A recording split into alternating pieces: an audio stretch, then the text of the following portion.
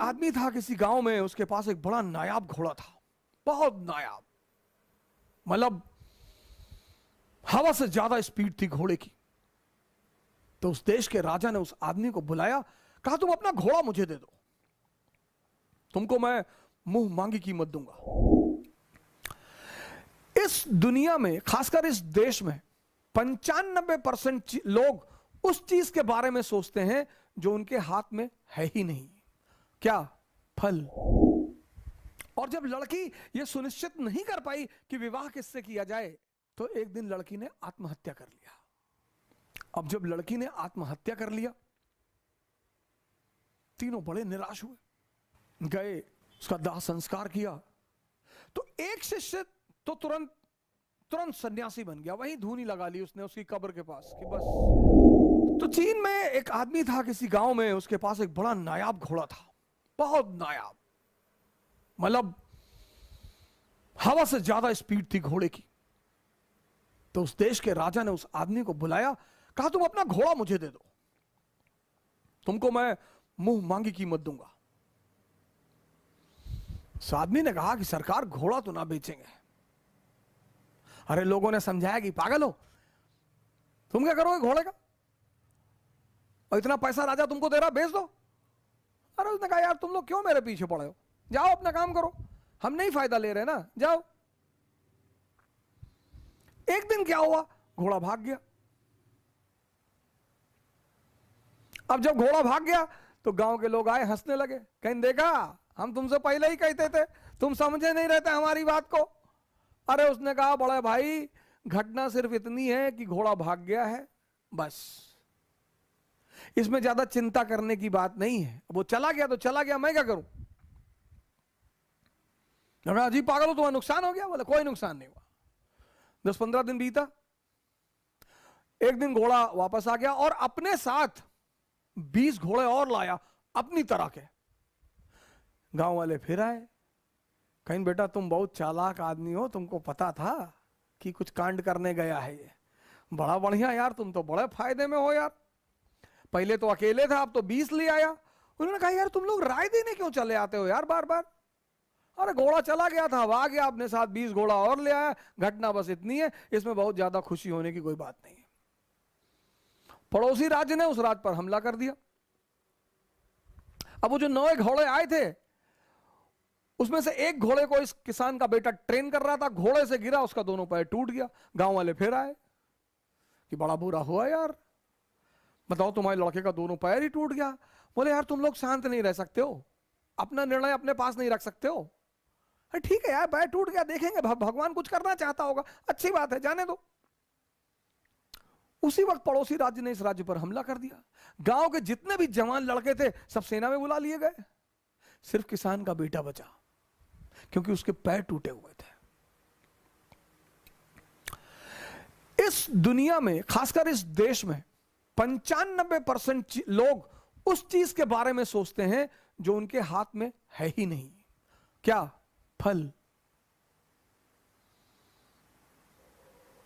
Sir आपको पता ही नहीं कल क्या होने जा रहा है। तो जब हमें कल का पता ही नहीं तो हम आज में रहें। और जितने लोगों ने अपने आज को सुधारना शुरू किया उनका कल बेहतरीन हो गया, क्योंकि जो कल के बारे में सोचते हैं वो आज कुछ कर ही नहीं पाएंगे, और जो पास्ट के बारे में सोचते हैं वो कुछ कर ही नहीं। 2 लोग निष्क्रिय हैं। जो कल के बारे में सोचते हैं वो तो थोड़ा बहुत कुछ करेंगे भी, लेकिन जो पास्ट के बारे में सोचते हैं, हमारे पिताजी गवर्नर थे, रहे होंगे, बहुत लोगों के पिताजी गवर्नर थे, लेकिन हमारी जो शिक्षा पद्धति थी, कहानी। विक्रमादित्य जाते हैं, बरगद के पेड़ पर एक लाश को उतारते हैं, अपने कंधे पर रखते हैं, तो लाश उन्हें कहानी सुनाना शुरू करती है। अब सोचिए सर, इस कहानी का मकसद क्या है। सुनिए कहानी और उसका मकसद। लाश उन्हें कहानी सुनाना शुरू करती है कि एक आचार्य थे, उनकी बड़ी खूबसूरत सी बेटी थी। आचार्य के 3 शिष्य थे और तीनों उस लड़की को बहुत प्यार करते थे और तीनों बड़े योग्य थे। आचार्य जी को भी लगता था कि यार योग्य तो तीनों हैं। लड़की को भी लगता था कि योग्य तो तीनों है, तो शादी किससे करूं। बाप और बेटी दोनों बड़े कंफ्यूज थे कि विवाह किससे किया जाए।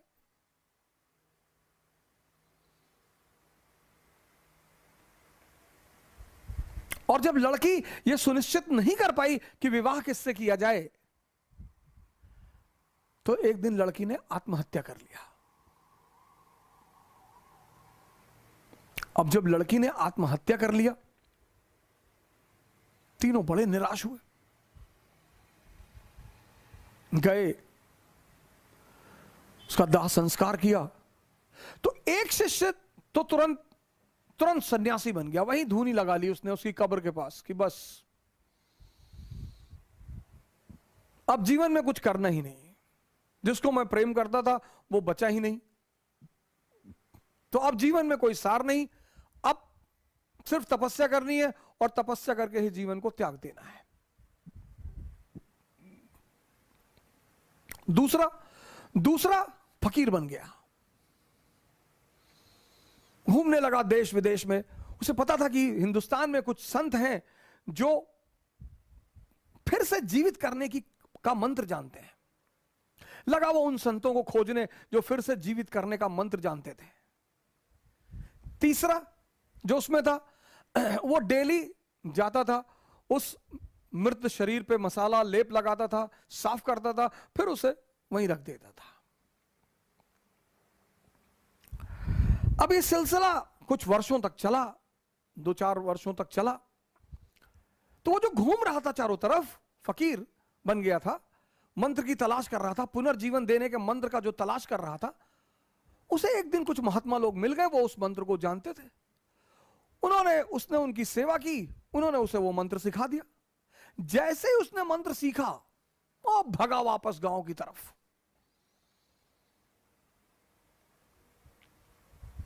और वापस आकर उसने उस युवती को फिर से जिंदा कर दिया।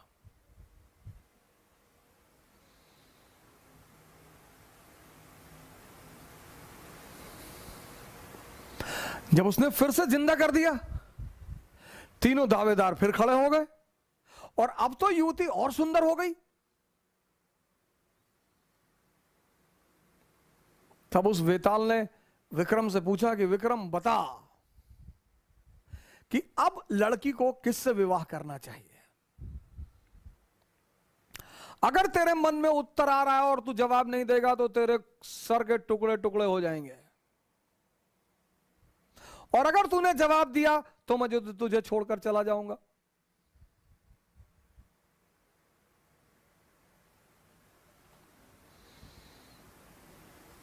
वेताल ने कहा कि अगर तेरे मन में जवाब आ रहे हैं, और ये नेचुरल प्रकृति है, हमारे सामने जब भी कोई परिस्थिति होती है, एक जवाब मन में आता है कि ये कर ले यार, नेचुरल प्रकृति है, नेचुरल जवाब आना ही है। तो वेताल ने कहा कि देख विक्रम, अगर तेरे मन में जवाब आ रहा है और तूने मुझे नहीं दिया तो तेरे सर के टुकड़े टुकड़े हो जाएंगे, और अगर दे दिया तो मैं चला जाऊंगा।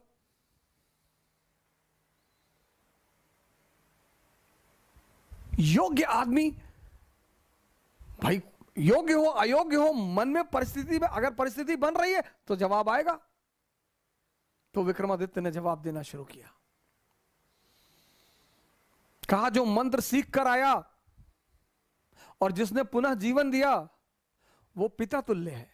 जीवन देना का काम किसका है? पिता का। क्या दर्शन है सर, जीवन देने का काम किसका है? पिता का। तो जिसने मंत्र सीख कर जीवन दिया वो पिता तुल्य है, मुझसे विवाह नहीं होगा। जिसने उस शरीर की सेवा की 4 साल तक, वो पुत्र का धर्म है, सेवा करना पुत्र का धर्म है, वो भी बाहर हो गया। जिसने अपनी ही जिंदगी दांव पे लगा दी, यही प्रेम की कसौटी है, विवाह उससे होना चाहिए।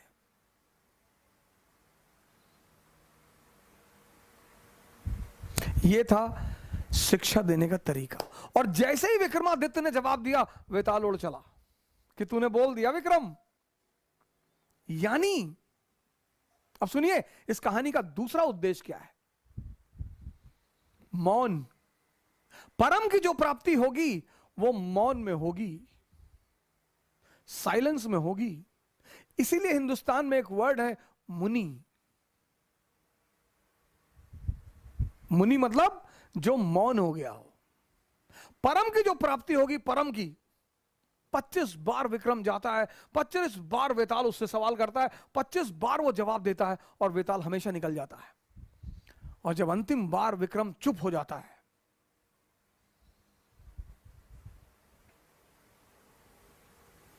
ये थी भारत की शिक्षा पद्धति। मैंने कहा ना, अगर आप पीछे पलटकर देखें भारत के इतिहास को, तो कभी कभी आपको लगा कि यार इतने महान लोग कैसे पैदा हो। तब तो यार ये कोठारी इंटरनेशनल नहीं था, तब तो रेयान इंटरनेशनल नहीं था। गांवों में जो स्कूल खुलते हैं, मैं गोरखपुर जा रहा था गोंडा से, तो रास्ते में एक कस्बा पड़ा, तो वहां पे स्कूल का नाम मैंने पढ़ा, वास्को डिगामा इंटरनेशनल स्कूल। गांव में सर, मतलब नाम का मतलब यह है कि हम अंग्रेज हैं, हम तुम्हारे बच्चों को अंग्रेज बनाएंगे। अंग्रेजी सीखना बुरी बात नहीं है सर, किसी भी भाषा को सीखना बुरी बात नहीं है, लेकिन अपनी संस्कृति को समझे बिना अगर हमारी देश की 95% जनता ध्यान और योग कर रही होती ना, सर कोरोना कुछ नहीं कर पाता। लेकिन हमने तो मजाक उड़ाया सर। हमारे कानपुर में है इकरा आईएएस बाय ओझा सर, जो आईएएस और पीसीएस की प्रेपरेशन के लिए लाए हैं बेस्ट फैकल्टीज फ्रॉम दिल्ली। तो अब मतलब वो सारे के सारे लोग जो कि आईएएस और पीसीएस की प्रेपरेशन के लिए दिल्ली जाने की सोच रहे हैं ना, तो अब उन्हें दिल्ली जाने की बिल्कुल जरूरत नहीं है, क्योंकि ओझा सर की देखरेख में इकरा आईएएस लाए हैं new offline batches for UPSC IAS. PCS के बाद join NCERT basics and GS pre का मेंस फाउंडेशन बैच सिर्फ और सिर्फ इकरा आईएएस, वो भी 9 नंबर क्रॉसिंग हमारे शारदा नगर कानपुर में है।